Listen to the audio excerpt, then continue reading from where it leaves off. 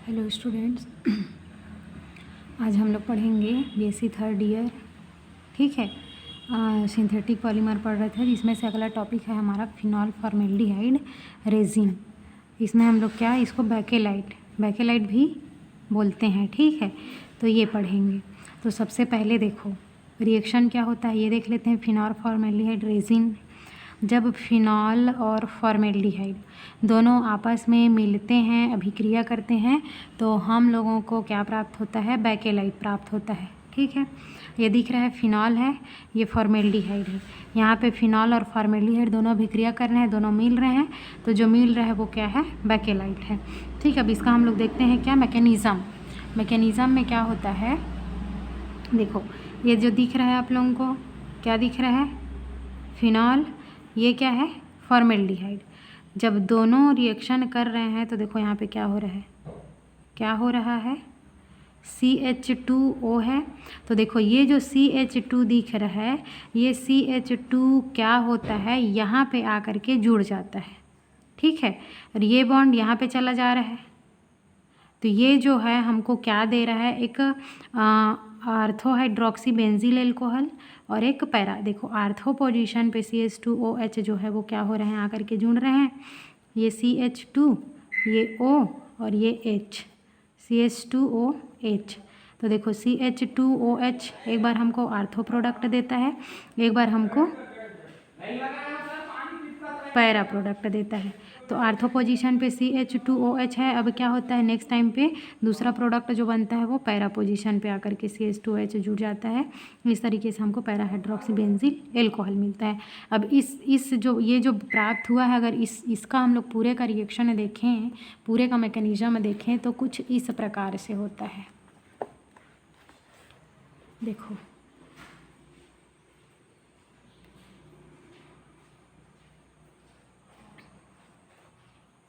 कैसे होगा, ये फिनॉल है, ये फिनॉल है, ये फिनॉल है, फिनॉल फिनॉल फिनॉल, सभी क्या है, फिनॉल है।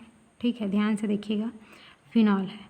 अब यहाँ पे क्या होता है, जो देखो CH2OH जो हम लोगों को दिख रहा है, CH2O, तो अब इसमें से जो CH2OH है, ये आर्थो पोजीशन पे, ये पैरा पोजीशन पे, तो सभी जगह पे क्या होता है, CH2OH रहता है। अब देखो अब क्या होगा, ऊपर में क्या है, ये OH है। ठीक, OH H, ठीक, OH। अब देखो सभी के यहाँ पे HS तो जुड़ा है, आप सब लोग को पता होगा। तो देखो यहाँ पे क्या होता है, यहाँ पे CH2OH है, CH2 है बीच में, ठीक है, OH है। इस वाले जो बेंजीन रिंग दिख रहा है, इस बेंजीन रिंग के यहाँ पे हाइड्रोजन है, यहाँ पे भी हाइड्रोजन है, यहाँ पे भी हाइड्रोजन है, यहाँ पे भी हाइड्रोजन है, सभी जगह पे क्या है, हाइड्रोजन है।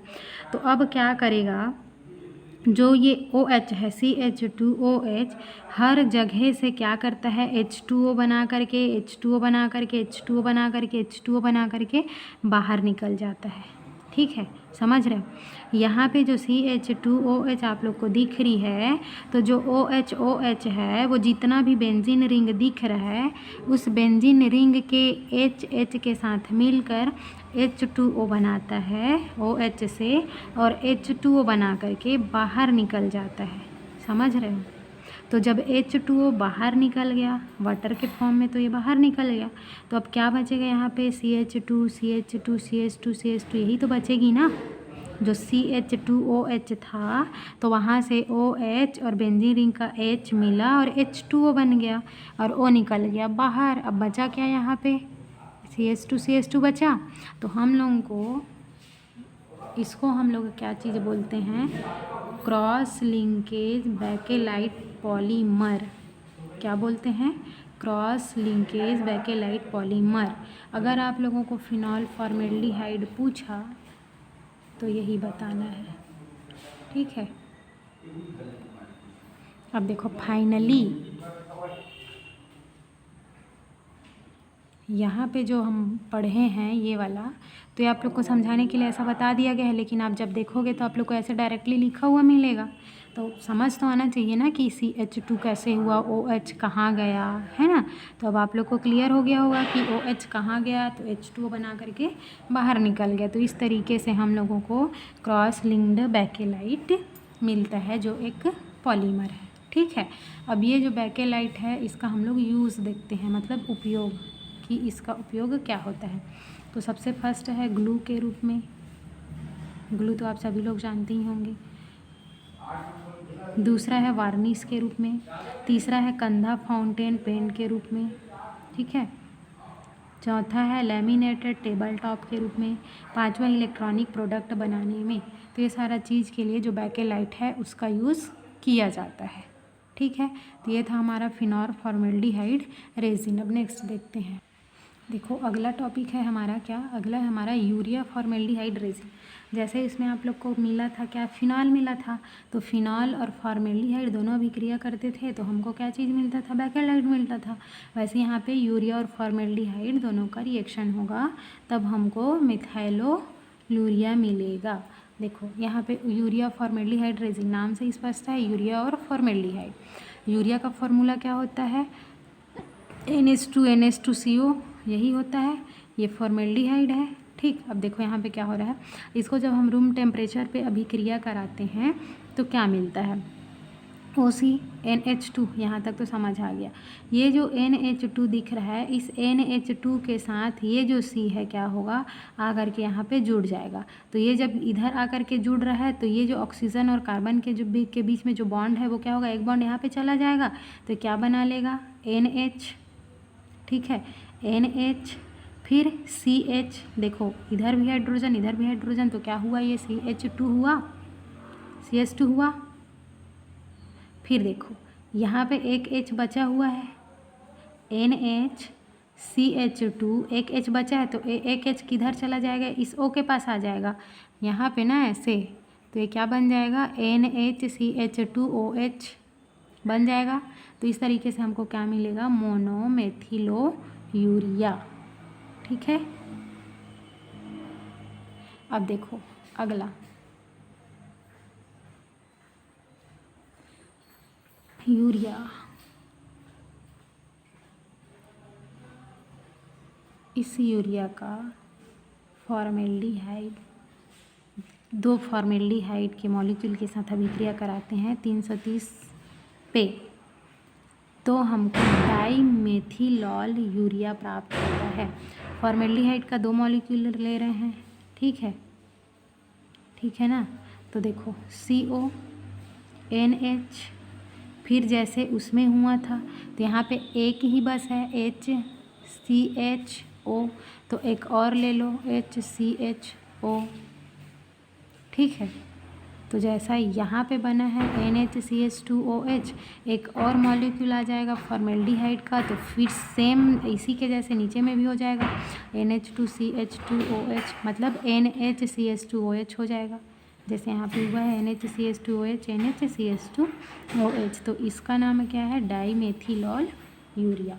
जब इस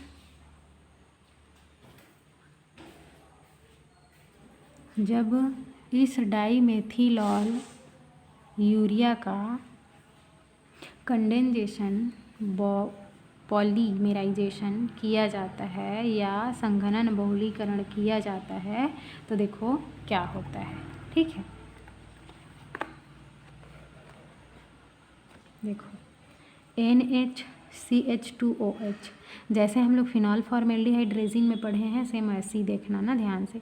NHCH2OH है, NHCH2OH, NHCH2OH, NHCH2OH, NHCH2OH, NHCH2OH, NHCH2OH, दोनों किसके द्वारा बीच में बॉन्डेड है, CO के द्वारा।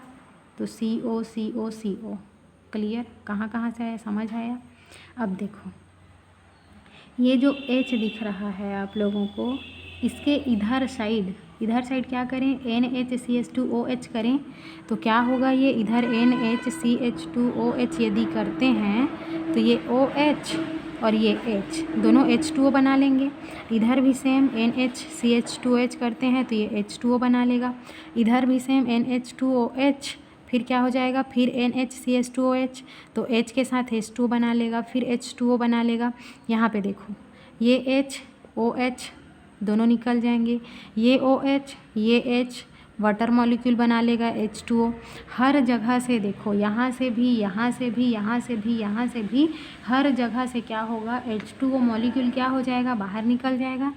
ठीक है, अब देखो जब H2O यहाँ से बाहर निकलेगा तो यहाँ पे क्या बचेगा। ठीक है, देखो जब HOH तो निकल गया H2O के साथ, तो क्या बचा NH, एक H निकल गया, एक OH निकल गया, तो हमारे पास क्या बचेगा NCH2 NCH2 NCH2 NCH2 NCH2 NCH2 CO CO CO, यही रहेगा, यही बचेगा ना। तो इस तरीके से ये जो चैन मिलती है, ये चैन को हम लोग बोलते हैं यूरिया फॉर्मेल्डिहाइड पॉलीमर। समझ आया, मतलब एक बहुलक हमको प्राप्त होता है। समझ आया। अब देखो, अब इसमें क्या, यूरिया फॉर्मेल्डिहाइड का रेजिन का निर्माण यूरिया फॉर्मेल्डिहाइड से किया जाता है। शुरुआती में इसको लिख सकते हो आप लोग, जो हम लोग मैकेनिज़्म पढ़े हैं तो उसको आप लोग ऐसे डिस्क्राइब कर सकते हो। यूरिया फॉर्मेल्डिहाइड रेजिन का निर्माण यूरिया से व फॉर्मेल्डिहाइड से किया जाता है। दूसरा क्या चीज़ है, मोनोमेथिलाल यूरिया को कमरे के तापमान पर प्राप्त किया जाता है, हम पढ़े ना अभी रिएक्शन मैकेनिज़्म में। फिर कंडेंसेशन पॉलीमराइजेशन से कुछ वाटर के मॉलिक्यूल क्या हो जाते हैं, रिलीज हो जाते हैं। संघनन की क्रिया होने के बाद यह एक संकुल मॉलिक्यूल बनाता है, मतलब एक कॉम्प्लेक्स मॉलिक्यूल बना लेता है। अब इसका हम लोग यूज़ देखते हैं कि इसका भी उपयोग क्या क्या है। ठीक है, तो फर्स्ट है, इसका उपयोग ऐसे वस्त्रों के निर्माण में किया जाता है जिनमें क्रीज बनी रहती है। कोटिंग पेपर बनाने में किया जाता है, प्लाईवुड आदि बनाने में इसका उपयोग किया जाता है। ठीक है, तो ये था हमारा का यूरिया फॉर्मेल्डिहाइड रेजिन। ठीक है, अब नेक्स्ट वीडियो में देखते हैं।